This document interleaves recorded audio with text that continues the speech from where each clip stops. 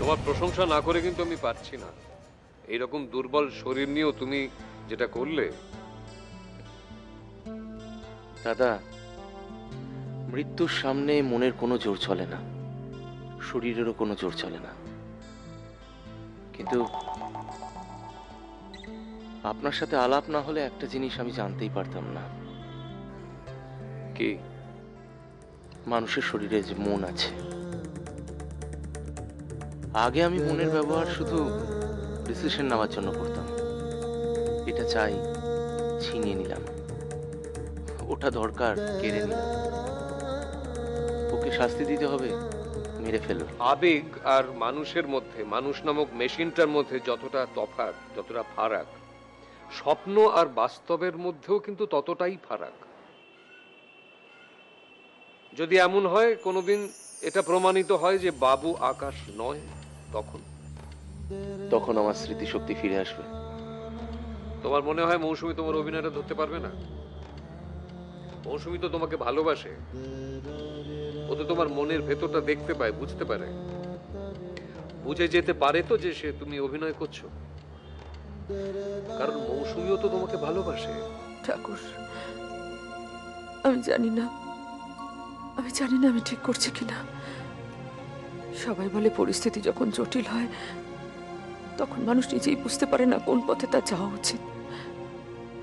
তখন তোমার নাম স্মরণ করা উচিত ঠাকুর। আমিও তাই করছি। রক্ষা করো ঠাকুর, রক্ষা করো। মুছো না সুমি, মানে মুছো না। এগুলো তো আনন্দ। তোমার শরীর থেকে বিন্দু বিন্দু ঝরে পড়ছে, আমি তার গন্ধ স্মৃতিতে ধরে রাখতে চাইছি। ইস, এরকম একটা নোংরা জিনিস কি তোমার মতো রোমান্টিক করে বলতে আর কেউ পারে না, সত্যি বলছি। এটা নোংরা? তুমি জানো মানুষের চেহারা, মুখের গড়ন, গায়ের রং সমস্ত কিছু প্লাস্টিক সার্জারি করে বদলে ফেলা সম্ভব, কিন্তু ঘামের গন্ধ, লক্ষ সাবান মাখো আর ডিওডোরেন্ট দাও, ঘামের গন্ধ কিছুতেই পাল্টাতে পারবে না। বৌদি,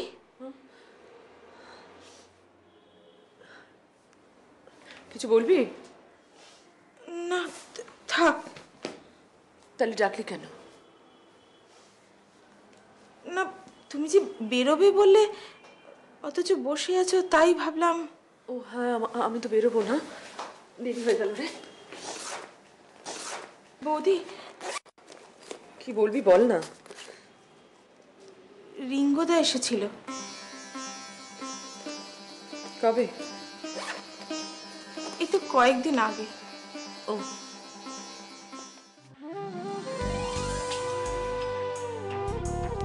এখনো সময় আছে মৌসুমী।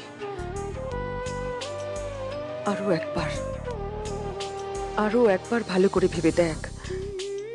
যেই মুহূর্তে ওই দরজার ঘন্টাটা তুই বাজাবি, সেই মুহূর্তে কিন্তু তুই রিঙ্গুকে পেছনে ফেলে রেখে অনেকটা এগিয়ে যাবি, আর ফিরতে পারবি না ওর কাছে। আর যদি না ভাগ্য তোর সহায় হয়, যদি বাবু আকাশ না হয়,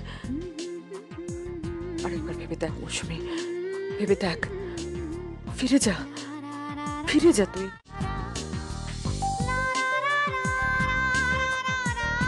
বউ